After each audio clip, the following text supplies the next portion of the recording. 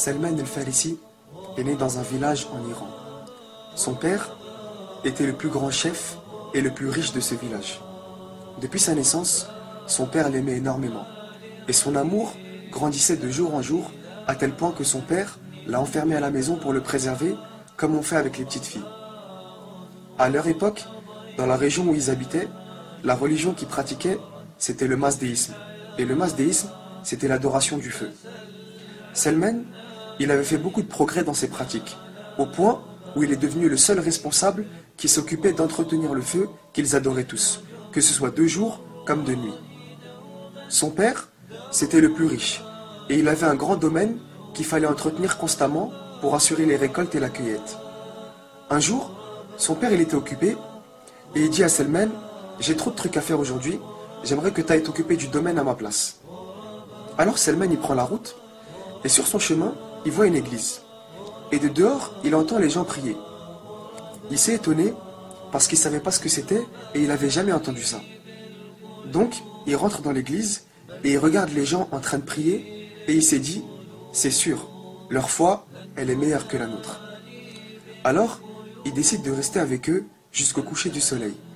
Et il leur demande l'origine de cette religion. Et ils lui disent, cette religion, elle vient du Shem, la grande Syrie.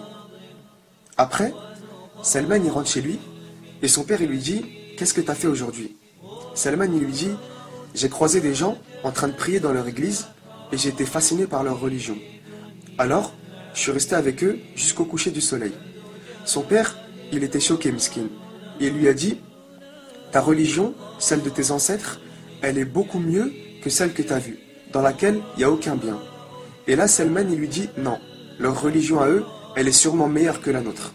Et à ce moment-là, son père, il panique, et de peur que Salman y renie sa propre religion, il l'a enfermé à la maison, et il lui a attaché les pieds. Subhanallah, imagine la scène. Un jour, Salman, il a eu l'occasion de transmettre un message aux chrétiens, et il leur a dit dans le message, voilà, dès qu'il y a une caravane qui part pour le Shem, la grande Syrie, vous venez me le dire. Et bien sûr, quelques temps après, il y a une caravane, alors Salman, il enlève ses chaînes, il se déguise pour passer incognito, et il s'échappe. Et là, c'est l'arrivée de Salman au Shem. Alors là, il a été super bref. Il leur a dit direct, bon, c'est qui le plus calé de vous dans la religion? Ils lui ont dit, c'est l'archevêque qui gère l'église. Donc Salman, il va le voir, et il lui dit, voilà, j'ai envie de me convertir au christianisme, et je veux rester à vos côtés pour vous servir, et en échange, vous m'apprenez tout ce que vous savez dans la religion, pour que je puisse faire mes prières, etc. L'archevêque lui dit, ok, ça marche. Donc, il commence à lui apprendre, à rester avec lui, à le servir, etc. Et après quelques temps, Salman, il voit que cet archevêque-là, il était fatigué dans la religion. En fait, c'était un homme mauvais, et il volait les aumônes des fidèles, il donnait rien aux pauvres, il amassait tellement d'argent qu'il a pu remplir 7 jarres de l'or qu'il avait accumulé. Alors Salman Meskin, il n'en pouvait plus. Il le détestait grave. T'imagines toi, tu es à la recherche d'Allah, de la foi, de la bienfaisance, et tu tombes avec la personne la plus calée dans la religion, et cette même personne, c'est la plus grosse crapule que tu aies jamais vue. C'est un fossé énorme. Peu de temps après, cet archevêque, il est mort.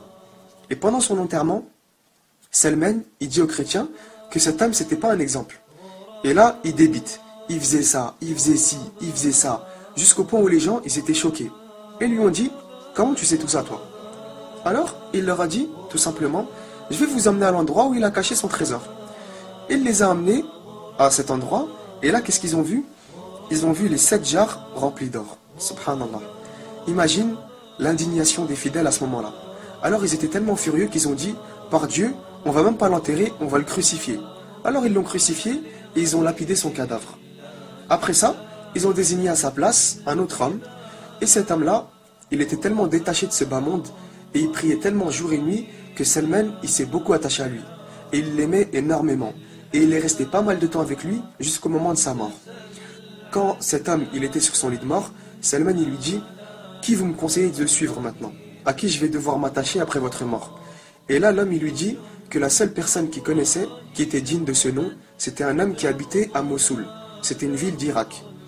Donc, après la mort de cet homme, Salman il se rend en Irak, à Mossoul. Pour vous situer un petit peu, sur une carte, il y a l'Irak au milieu, à droite c'est l'Iran et à gauche c'est le Shem. Au début, Salman il était en Iran, à droite. Ensuite, il va au Chem, tout à gauche. Et là, il revient au milieu, en Irak, à Mossoul. Là-bas, il rencontre l'homme en question. Il lui raconte son histoire. Et il lui dit, voilà, mon compagnon précédent, au Chem, il m'a conseillé avant sa mort de vous rejoindre parce qu'il m'a dit que vous étiez attaché à la religion, etc. Alors l'homme de Mossoul, il a accepté. Et Salman, il constate très rapidement que cet homme-là, il était parfait dans ses adorations, dans son détachement à ce bas monde et tout le reste. Mais le moment est venu pour cet homme de mourir. Alors Salman, il lui dit à son tour, qui vous me conseillez de suivre maintenant? Et il lui dit, je connais personne, excepté un homme qui vit à Nasibin. Rends-toi là-bas et reste avec lui. Donc Salman, il se rend à Nasibin, c'est une ville de Syrie. Donc là, on voit qu'il se dirige où, Salman? À gauche ou à droite? Pour ceux qui ont suivi, c'est à gauche, puisque avant il était en Irak, au milieu, on a dit. Et là, il va donc à gauche, en Syrie, au Chem. Donc, une fois qu'il arrive à Nasibin, il rencontre cet homme et il lui raconte son histoire. Et l'homme, il était étonné, bien sûr, et il l'invite à rester chez lui. Et Salman, il s'est vite aperçu que cet homme, il était tout aussi bon que ses deux précédents compagnons. Et à sa mort, il l'envoie vers un quatrième homme qui vivait à Amouriya. Donc là, pareil, Salman, il va le voir, il lui raconte son histoire, il reste avec lui, il voit que c'était un homme bien, machallah. Et Salman, à ce moment-là, il a réussi à gagner un petit peu d'argent et quelques vaches. Donc, ce quatrième homme, quand il allait mourir, Salman, il lui dit, voilà, vous connaissez mon histoire, qui vous me conseillez de suivre maintenant? Et là, ça devient intéressant, mais pourquoi? Tout simplement parce que là, il ne va pas l'envoyer vers un moine ou un archevêque, mais il va l'envoyer vers le prophète, alayhi salatu wassalam. Donc, il lui dit, écoute Salman, bientôt, il va y avoir l'arrivée d'un prophète dans le territoire arabe. Il va prêcher la religion d'Abraham. Et il va émigrer vers un terrain peuplé de palmiers situé entre deux terres arides. Tu vas le reconnaître à ces signes incontestables. 1. Il ne mange jamais l'aumône. 2. Par contre, quand il s'agit d'un cadeau, là, il en mange. 3. Entre ses épaules, il y a la marque de la prophétie.